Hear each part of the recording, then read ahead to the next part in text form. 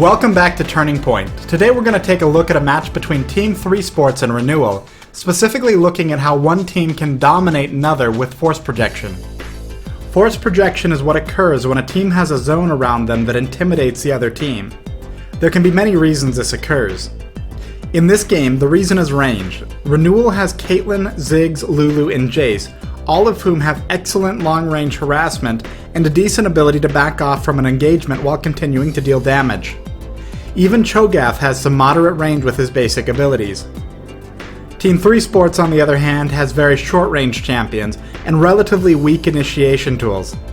Rengar, Udyr, and Nunu are virtually guaranteed to take significant damage before they reach the squishier members of the team. Kog'Maw has relatively long range and he could do well if he reaches full build.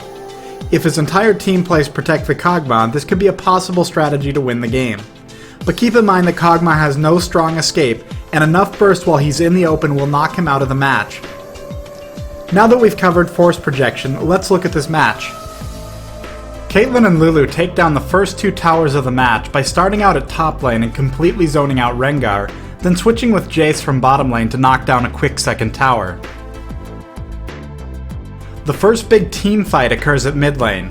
In here you can clearly see blue team attempting to initiate, realizing they can't actually get close enough to take anyone down, and start backing off to their tower. From this point on, they never attempt to engage head on again, instead only looking for fights when purple team is split up.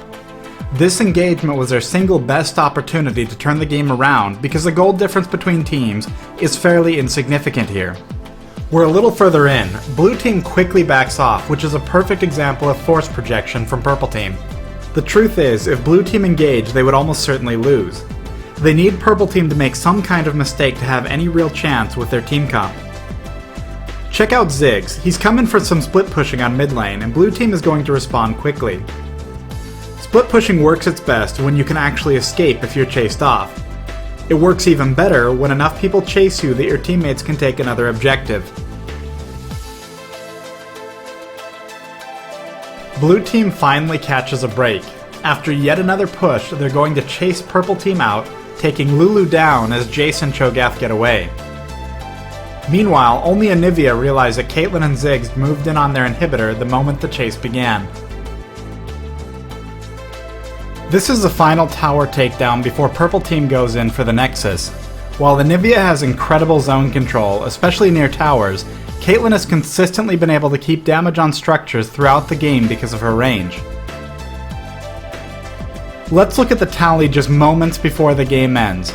There have only been 4 total kills during the entire game.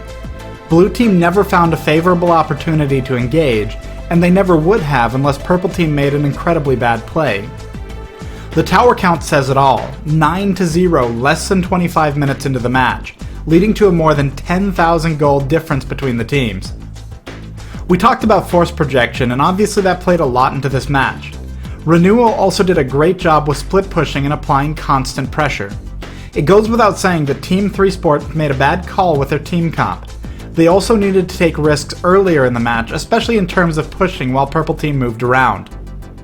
Thanks for watching this episode of Turning Point. Let me know in the comments what champions you would have picked if you had been on blue team.